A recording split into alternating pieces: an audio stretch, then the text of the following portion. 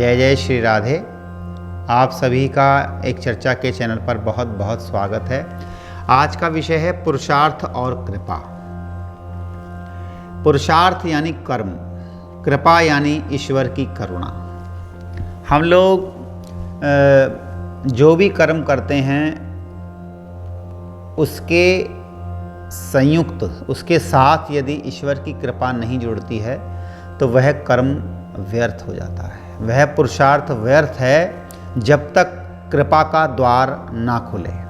पुरुषार्थ ईश्वर के द्वारा दिया हुआ वो गहना है जो भगवान के मार्ग पर चलने के लिए हमें अग्रसर करता है, हमें प्रेषित करता है और हमारे गंतव्य को गति प्रदान करता है। इसलिए यदि पुरुषार्थ दुनिया में कोई माना गया है, शास्त्र में कभी पुरुषार्थ माना गया है, तो वो सिर्फ ईश्वर के मार्ग पर चलने का नाम ही पुरुषार्थ है। और वो पुरुषार्थ हमें ईश्वर के द्वार पर यानी उसकी कृपा के द्वार तक पहुंचाता है, उस द्वार को खोलता नहीं है। क्योंकि जो भी साधन का मार्ग है वो ईश्वर के निकट जाने की स्थिति को पैदा तो कर सकता है, परंतु उसका वो द्वार खोल दे ये उसके हाथ में नहीं है। हम कितने भी अनुष्ठान करें, यज्ञ करें, जप करें, दान करें, कोई भी यज्ञ जप दान नियम उस तक पहुंचाने की संभावना को प्रस्तुत नहीं करता, उसके मार्ग को नहीं खोल सकता।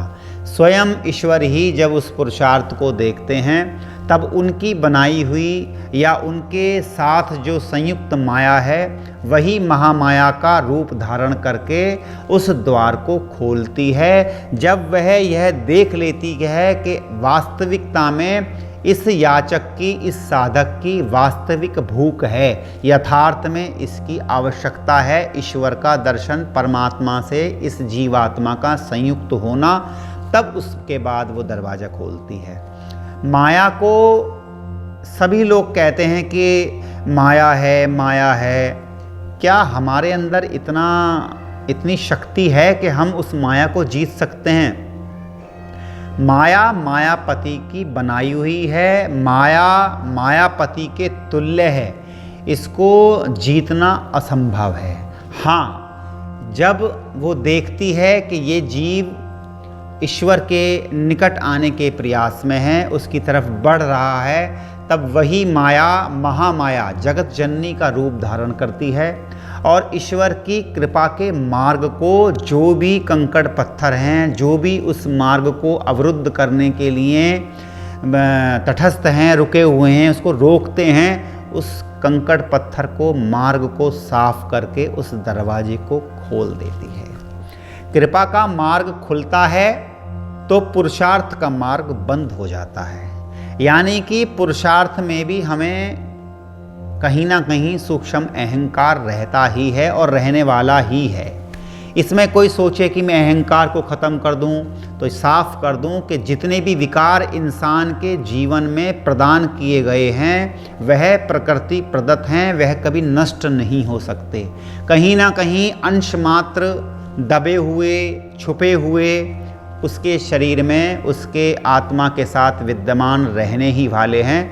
बस फ़र्क इतना है कि हम जो भी कार्य करें, जो भी अहंकार करें, क्रोध करें, काम करें, जो भी कुछ करें, ईश्वर के प्रति करें, ईश्वर के लिए करें, तो वो वासना में से हटकर उपासना में परिवर्तित हो जाते हैं।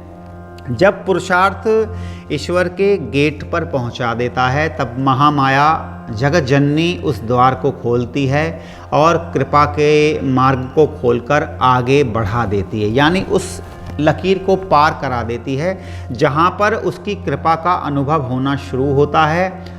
जैसे जैसे कृपा का अनुभव बढ़ता है वैसे वैसे कर्म का जो बंधन है, कर्म का जो अभिमान है वह घटने लगता है और शनै शनै धीरे धीरे नष्ट हो जाता है।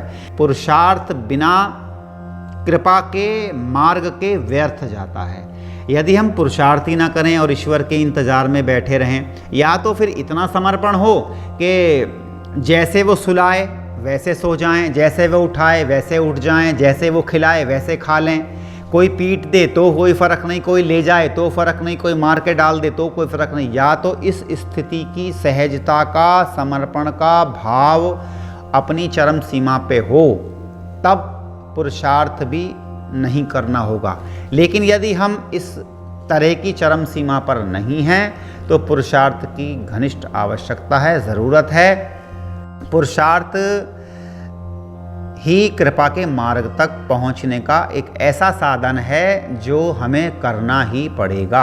लेकिन हम उसकी कृपा के साथ उसका अनुभव करते हैं, उसको संयुक्त करते हैं, क्योंकि पुरुषार्थ व्यर्थ है जब तक कृपा का मार्ग ना खुले। महामाया जब तक आपकी सहायता के लिए नहीं उतरेगी, जब तक आप ईश्वर के दर्शन की लालसा को अपना मोटिव, अपना उद्देश्य निर्धारित नहीं करेंगे। जैसे कह दूं कि कोई नवजात शिशु, जब कोई माता किसी गर्भ से संतान की उत्पत्ति करती है, संतान को जन्म देती है, तो उसको स्तनपान कराती है, उसका ख्याल रखती है, और बच्चे को यहाँ पर दूध के लिए उसे रोना पड़ता है। और उसका जो रोना है, उसका जो किलकारी मारना है, वही उसका पुरुषार्थ है। नहीं तो माता को बहुत से काम अपने गृहस्थ के रहते हैं, पति के रहते हैं, सास ससुर की सेवा के रहते हैं। जब तक बच्चा नहीं रोएगा, जब तक माँ उसके पास दौड़कर नहीं आएगी। बच्चे का रोना उसका पुरुषार्थ है, और माँ का आकर के उसे छाती से दूध पिलाना उसकी कृपा का अनुभव है। यदि बच्चा नहीं रोता है तो माता घर के काम में लगी है, उसे विस्मरण भी हो सकता है। बिल्कुल ठीक इसी प्रकार जब हम ईश्वर को पुकारते हैं, ठाकुर को पुकारते हैं, तब वो सब तरफ से ध्यान हटा करके अपने प्रेमी, अपने भक्त, अपने शरणागत की तरफ जरूर देखते हैं। जैसे बच्चे को स्तनपान माँ ने कराया, तो माँ ये भी ध्यान रखती है कि बच्चे के मुंह में यदि छाले हैं तो माँ किसी भी गर्म चीज़ का पान नहीं करेगी। यदि बच्चे को दस्त लग जाते हैं, ठंड जड़ जाती है, नमूनिया हो जाता है, तो माँ किसी भी ठंडी चीज़ का सेवन नहीं करेगी। ये उसका कृपानुगत परहेज है। बिल्कुल ऐसे ही हमारे को जब ईश्वर देख लेते हैं, महामाया देख लेती है कि इस जीव को भगवान की तरफ बढ़ना है, तो वो हमें परहेज का खाना खिलाती है। वो हमसे वो सारी वस्तु छीन लेती है जो आगे चलकर हमें नुकसानदेह साबित हो सकती हैं, हमें ईश्वर के मार्ग पर चलने से अवरुद्ध कर सकती हैं। इसलिए ईश्वर भी हमारे को उस माँ की तरह, वो जगत जननी महामाया हमारे को परहेज का भोजन कराती है, कृपा का मार्ग खोल देती है, सहायता करती है। बिल्कुल उसी प्रकार जैसे दूध मुँहा बच्चा अपनी माँ को, अगर वो रात को बाथरूम भी कर लेता है, गीला हो जाता, तब भी माँ की करुणा, कृपा देखिए कि उसको जरा सा भी महसूस हुआ तो वो तुरंत उसके कपड़े बदलेगी, बिस्तर बदलेगी, उसको नहलाएगी। अगर उसने गंदा कर दिया है तो उसको साफ़ करेगी। ये उसकी करुणा है। ऐसे ही ठाकुर जी भी हमारे को, जो हमारे पे गंदगी लगी है, जो भी हमसे पाप और पुण्य, जो भी कुछ सिस्टम में हमारे चला है, उसको मिटा देते हैं और अपनी शरण प्रदान करते हैं, अपनी कृपा प्रदान करते हैं। जैसे वो माँ उस बच्चे को स्तनपान कराती है, दुलार करती है, उसकी लात भी खाती है, उसका काटना भी सहन करती है, उसका नखून मारना भी सहन करती है। इसी प्रकार ठाकुर जी भी हमारे रूठने मनाने की प्रक्रिया को सहन करते। कभी कभी भक्त रूठ भी जाता है, मना भी लेता है, समर्पण में दास्य भाव में अधिकार वृत्ति भी बना लेता है, बहुत सारी बातें होती हैं। ठीक उसी बच्चे को भी माँ का दुलार मिलता है। ठीक उसी प्रकार उस भक्त को, उस प्रेमी को, शरणागत को भी ईश्वर का दुलार मिलता है। जब राधा नाम का आश्रय हम ले लेते हैं तो पुरुषार्थ के मार्ग को वो स्वयं श्री जी बंद करके और कृपा की ऐसी छतरी लगा देती हैं, न धूप पड़ने देती हैं, न तूफान आने देती हैं, न किसी मुसीबत का सामना करने देती हैं। उस याचक को, उसको सहचरी रूप प्रदान करती हैं, निज दासी का रूप प्रदान करती हैं, और कहीं ना कहीं उसे निकुंज में वास दे देती हैं। इसलिए पुरुषार्थ और कृपा दोनों इतनी संयुक्त हैं, इतने मिले हुए हैं कि वो अलग नहीं हो सकते। अगर दोनों अलग माने जाते हैं, दिखाई देते हैं, तो दोनों एक दूसरे के बिना व्यर्थ हो जाते हैं, क्योंकि बिना पुरुषार्थ के कृपा काम नहीं करेगी। कृपा अगर हमने पूरा 100% समर्पण भी किया है, सहजता से हम बिल्कुल चरम सीमा पे भी हैं, तो शायद हमारी सहजता, समर्पण और हमारी दास्यता से जो भी हम कहें वो भी एक तरह का पुरुषार्थ ही है।